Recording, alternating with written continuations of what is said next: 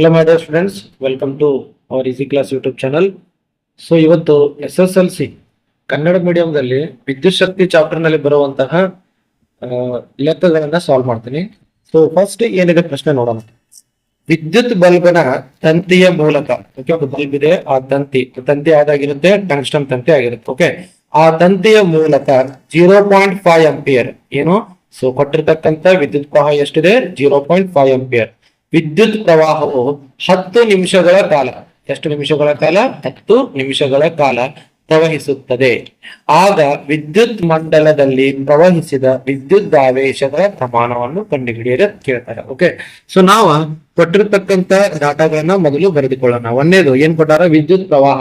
ವಿದ್ಯುತ್ ಪ್ರವಾಹ ಅಂತಂದ್ರೆ ಯಾವ್ದಾಗುತ್ತೆ? ಈಗ 0.5 ಅಂಪಿಯರ್ ಆಗುತ್ತೆ. ಓಕೆ, ಸೊ ವಿದ್ಯುತ್ ಪ್ರವಾಹ ನಾವು ಆ ಇಂದ ಸೂಚಿಸ್ತೀವಿ. ಅದು ಆ ಯಾವ್ದಾಗಿರುತ್ತೆ? 0.5 ಅಂಪಿಯರ್. ಇದು ಐ, ಇದು ವಿದ್ಯುತ್ ಪ್ರವಾಹ ಕೊಟ್ಟಿರ್ತಕ್ಕಂಥ ವ್ಯಾಲ್ಯೂ.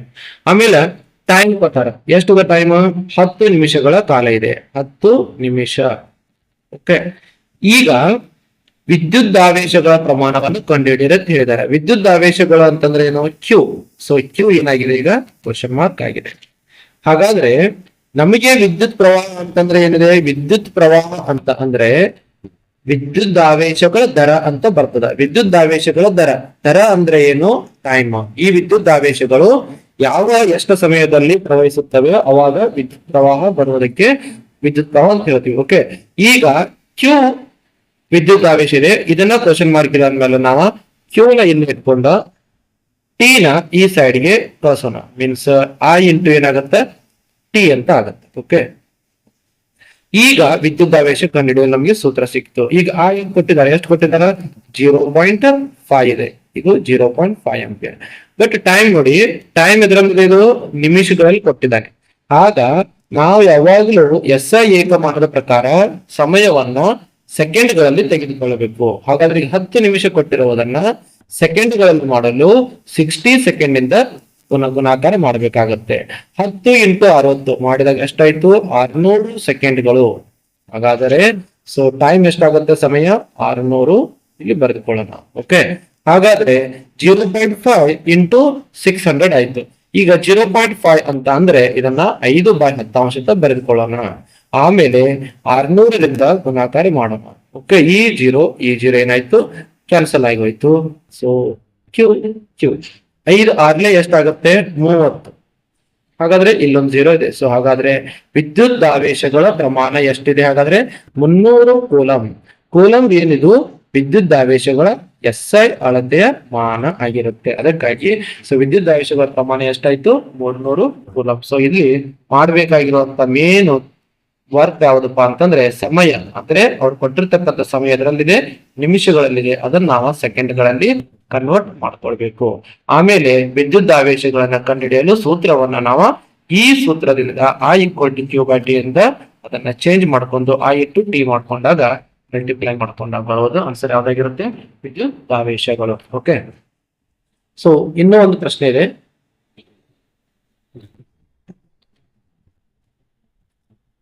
ಸೊ ನೆಕ್ಸ್ಟ್ ಪ್ರಶ್ನೆ ಬಂದ್ಬಿಟ್ಟು ವಿಭವಾಂತರಗಳ ಮೇಲಿದೆ. ವಿದ್ಯುತ್ ವಿಭವಾಂತರ. ವಿದ್ಯುತ್ ವಿಭವಾಂತರ ಅಂದ್ರೆ ವಿದ್ಯುತ್ ವಿಭವಾಂತರ ಬಂದರೆ ವಿದ್ಯುದಾವೇಶಗಳನ್ನು ಒಂದು ಬಿಂದುವಿನಿಂದ ಇನ್ನೊಂದು ಬಿಂದುವಿಗೆ ತರಲು ನಡೆದಂತಹ ಕೆಲಸವನ್ನು ಏನಂತ ಹೇಳ್ತೀವಿ? ವಿಭವಾಂತರ ಅಂತ ಹೇಳ್ತೀವಿ. ವಿದ್ಯುತ್ ವಿಭವ ಅಂತ ಹೇಳ್ತೀವಿ. ಸೊ ಕೆಲಸ ಅಂದ್ರೆ ವರ್ಕ್. ಯಾವುದೇ ಮೇಲೆ ಕೆಲಸ ಆಗುತ್ತೆ? ವಿದ್ಯುತ್ ಆವೇಶಗಳ ಮೇಲೆ. ಫಾರ್ ಎಕ್ಸಾಂಪಲ್, ನೀವು ಒಂದು ಯಾವ್ದಾದ್ರು ವಾಹಕವನ್ನು ತಗೊಂಡ್ರೆ ಇಲ್ಲಿ ಒಂದು ವಿದ್ಯುತ್ ಆವೇಶ ಇರುತ್ತೆ. ಈ ವಿದ್ಯುತ್ ಆವೇಶವನ್ನು ಇಲ್ಲಿಂದ ಇಲ್ಲಿ ತನಕ ಅಂದ್ರೆ ಈ ಪಾಯಿಂಟ್ ಯಾವುದು? ಎ ದಿಂದ ಬಿ ವರೆಗೆ ಈ ವಿದ್ಯುತ್ ಆವೇಶವನ್ನು ತರಲು ನಡೆದಂತಹ ಕೆಲಸವನ್ನು ಏನಂತ ಹೇಳ್ತಪ್ಪ ಅಂತಾರೆ? ವಿದ್ಯುತ್ ವಿಭವಾಂತರ ಅಂತ ಹೇಳ್ತೀವಿ. ಹಾಗಾದ್ರೆ ಇದು ವಿದ್ಯುತ್ ಆವೇಶ ಕ್ಯೂ, ಇದ್ರ ಮೇಲೆ ನಡೆಯುವಂತಹ ಕೆಲಸ W. ಹಾಗಾದ್ರೆ ಇದನ್ನ ಸಾಲ್ವ್ ಮಾಡಿ. ಓಕೆ, ಏನ್ ಕೊಟ್ಟಿದ್ದಾರೆ? ವಿಭವಾಂತರ ಅವರಿಗೆ ಕೊಟ್ಟಿರ್ತಕ್ಕಂಥ ವ್ಯಾಲ್ಯೂ ಇದೆ. 12 ವೋಲ್ಟ್ ವಿಭವಾಂತರ ಹೊಂದಿರುವ 2 ಬಿಂದುಗಳ ನಡುವೆ ಆವೇಶಗಳು ಎಷ್ಟು? 2 ಕೂಲಂ ಇದೆ. ಆಧಾರ್ ಚಲಿಸಿದಾಗ ನಡೆದ ಕೆಲಸ ಎಷ್ಟು ಕೇಳಿದಾರ? ಸೊ ಇದ್ರಲ್ಲಿ ಅವರ ವಿಭವಾಂತರ ಕೊಟ್ಟಿದ್ದಾರೆ. ಓಕೆ, ಸೊ ನೆಕ್ಸ್ಟ್ ಆವೇಶವನ್ನು ಕೊಟ್ಟಿದ್ದಾರೆ. ಹಾಗಾದ್ರೆ ನಾವೇನ್ ಕಂಡುಹಿಡಿಯಬೇಕೀಗ? ಕೆಲಸ. ಹಾಗಾದ್ರೆ ಫಾರ್ಮುಲಾ ಏನಾಗುತ್ತೆ, ಸೂತ್ರ ಚೇಂಜ್ ಮಾಡ್ಕೊಳ್ತೀನಿ. W ಈಕ್ವಲ್ಸ್ ಟು ಇದನ್ನ ಈ ಕಡೆ ಎಡಬದಿಗೆ ತಗೊಂಡ್ಬಂದಾಗ V ಇಂಟು Q ಅಂತ ಆಗುತ್ತೆ. Okay, W equals to V ಅಂತಂದ್ರೆ ಎಷ್ಟು ಕೊಟ್ಟಿದ್ದಾರೆ ಬರ್ಕೊಳ್ಳೋಣ ಮೊದಲು, 12 ವೋಲ್ಟ್. ವಿದ್ಯುತ್ ಆವೇಶ ಅಂತಂದ್ರೆ Q, ಇದೆಷ್ಟಿದೆ Q, 2 ಕೂಲಂ.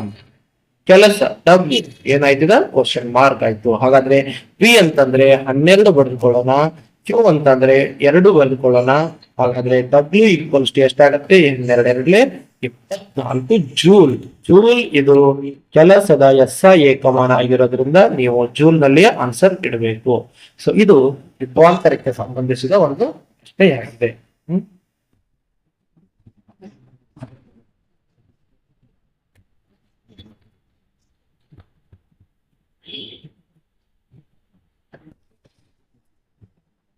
ಇನ್ನೊಂದು ಪ್ರಶ್ನೆ ಇದೆ, ವಿದ್ಯುತ್ ಬಲ್ಬ್ ತಂತುಗಳ ರೋಧವು ರೋಧವು 1200 ಓಮ್ ಇದೆ. ರೋಧ ಅವರು ಕೊಟ್ಟಿದ್ದಾರೆ, ಆರ್ ವ್ಯಾಲ್ಯೂ ಕೊಟ್ಟಿದ್ದಾರೆ. ವಿದ್ಯುತ್ ರೋಧ 1200 ಓಮ್. ಹಾಗಾದ್ರೆ 220 ವೋಲ್ಟ್ ಮೂಲದಿಂದ ವಿದ್ಯುತ್ ಬಲ್ಬ್ ಸೆಳೆಯುವ ವಿದ್ಯುತ್ ಪ್ರವಾಹ ಎಷ್ಟು? ಹಾಗಾದ್ರೆ ಈ ಪ್ರಶ್ನೆ ರೋಧಕ್ಕೆ ಸಂಬಂಧಪಟ್ಟಂಗಿದೆ. ರೋಧ ಅಂತ ಅಂದ್ರೆ ಆರ್ ಅಂದ್ರೆ ರೋಧ. ರೋಧ ಅಂದರೆ ಏನು? ಇದು ವಿದ್ಯುದಾವೇಶಗಳ ಚಲನೆಗೆ ಅಡ್ಡಿಯನ್ನು ಉಂಟು ಮಾಡುವಂತಹ ಒಂದು ಗುಣಲಕ್ಷಣ ಆಗಿರುತ್ತೆ. ಯಾವುದ್ರದ್ದು? ವಾಹಕಗಳದ್ದು. ಓಕೆ, ಈ ರೋಧವನ್ನ ಆರ್ ನಿಂದ ಸೂಚಿಸ್ತಾರೆ. ಇದರದ SI ಏಕಮಾನ ಯಾವ್ದಾಗಿರುತ್ತೆ? ಓಮ್ ಆಗಿರುತ್ತೆ. ಹಾಗಾದ್ರೆ ಇಲ್ಲಿ ಕೊಟ್ಟಿರತಕ್ಕಂತ ವ್ಯಾಲ್ಯೂಗಳು ಯಾವ್ದಾಗಿದೆ? ಫಸ್ಟ್ ಆರ್ ಕೊಟ್ಟಿದ್ದಾರೆ. ಆರ್ ಈಕ್ವಲ್ಸ್ ಟು ಎಷ್ಟು? 1200 ಓಮ್ ಆಗಿದೆ. ಓಕೆ, ಹಾಗೂ ವಿದ್ಯುತ್ ವಿಭವಾಂತರ ಕೊಟ್ಟಿದ್ದಾರೆ. ಎಷ್ಟದ? 220. ಹಾಗಾದ್ರೆ ವಿಭವಾಂತರ ಅಂತಂದ್ರೆ ವೋಲ್ಟೇಜ್ ಕೊಟ್ಟಂತದ್ದು ಎಷ್ಟಾಯ್ತು? 220 ವೋಲ್ಟ್.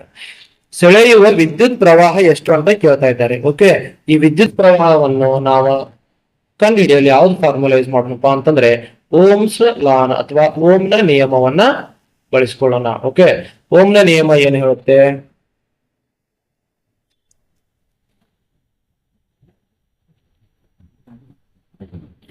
ಓಕೆ, ಓಮ್ನ ನಿಯಮದ ಪ್ರಕಾರ ನೋಡೋಣ.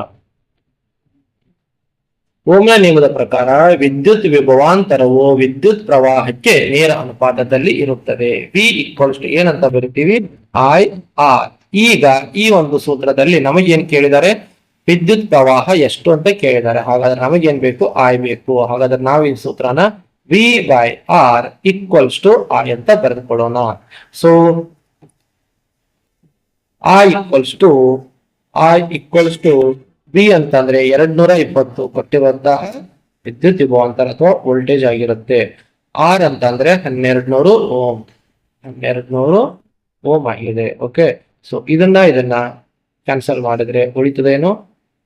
22/120. 2 11 2 6 ಅಂತಂದ್ರೆ 11/60. 11/60 ಏನಿದು? ಅಂಪಿಯರ್.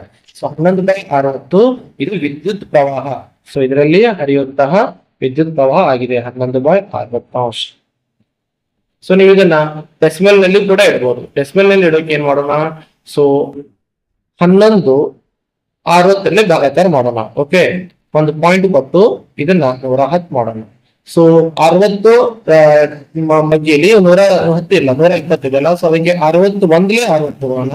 ಸೊ 61 60 110 60 ಕಳೆದ್ರೆ ಎಷ್ಟಾಯ್ತು?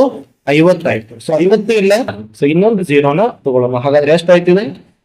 500 ಆಗುತ್ತೆ. 68 ತಗೊಳ್ಳೋಣ. 68 ಎಷ್ಟಾಗುತ್ತೆ? 480. ಸೊ ಹಾಗಾದ್ರೆ ಉಳಿಯುವಂತ ವ್ಯಾಲ್ಯೂ ಎಷ್ಟು? 20 ಆಗುತ್ತೆ. ಇದು ಶೇಷ. ನಮಗ್ ಬಂದಿರುವಂತ ವ್ಯಾಲ್ಯೂ ಎಷ್ಟಾಯ್ತು? 0.018 ಅಂಪಿಯರ್. ಸೊ ಇದು ಏನಾಗುತ್ತೆ? ಹರಿಯುವಂತಹ ವಿದ್ಯುತ್ ಪ್ರವಾಹವಾಗುತ್ತೆ. ಸೊ ಈ ಪ್ರಶ್ನೆಯಲ್ಲಿ ನಿಮಗೆ ಓಮ್ನ ನಿಯಮದ ಪ್ರಕಾರ ಕ್ವಶನ್ ಕೊಟ್ಟಿದ್ದಾರೆ. ಸೊ ಇದರಲ್ಲಿ ವಿದ್ಯುತ್ ವಿಭವಾಂತರದ ಸೂತ್ರ, ವಿದ್ಯುತ್ ವಿಭವಾಂತರ ಸೂತ್ರ ಯಾವುದು? V ಈಕ್ವಲ್ಸ್ ಟು W/Q ಮೇಲೆ ಇರುವಂತಹ ಪ್ರಶ್ನೆ. ಸೊ ಇದು ವಿದ್ಯುತ್ ಪ್ರವಾಹದ ಬೇಸಿಕ್ ಸೂತ್ರ ಅಂತಂದ್ರೆ ವಿದ್ಯುತ್ ಪ್ರವಾಹ I ಈಕ್ವಲ್ಸ್ ಟು Q/T ಅಲ್ಲಿ ಇರುವಂತಹ ಸೂತ್ರ. ಸೊ ಇವು ಹೆಲ್ಪ್ ಆಗುವಂತಹ ಪ್ರಶ್ನೆಗಳಾಗಿವೆ. ಓಕೆ, ಸೊ ನಮ್ಮ ವಿಡಿಯೋ ಏನಾದ್ರು ಲೈಕ್ ಆದ್ರೆ ಆದಷ್ಟು ಎಲ್ಲ SSLC ಓದ್ತಾ ಇರುವ ವಿದ್ಯಾರ್ಥಿಗಳಿಗೆ ಶೇರ್ ಮಾಡಿ, ಹಾಗೂ ವಿಡಿಯೋ ಇಷ್ಟ ಆದ್ರೆ ಲೈಕ್ ಮಾಡಿ. ಏನಾದ್ರು ಡೌಟ್ಸ್ ಇದ್ರೆ ನೆಕ್ಸ್ಟ್ ಯಾವ್ದು ವಿಡಿಯೋ ಮಾಡ್ಬೇಕಂತ ಏನಾದ್ರು ನಿಮ್ ಕಮೆಂಟ್ಸ್ ಅನ್ನ ಮಾಡ್ಬೋದು. ಓಕೆ, ಬಾಯ್ ಸ್ಟೂಡೆಂಟ್ಸ್.